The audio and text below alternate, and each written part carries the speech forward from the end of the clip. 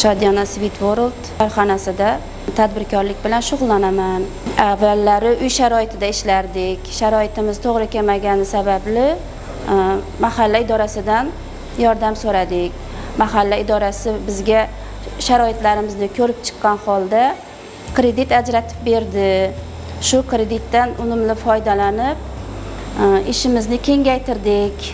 Biz tadbirkorlarga shunday sharoitlarni yaratib bergan muhtaram prezidentimizga minnatdorchilik bildiramiz.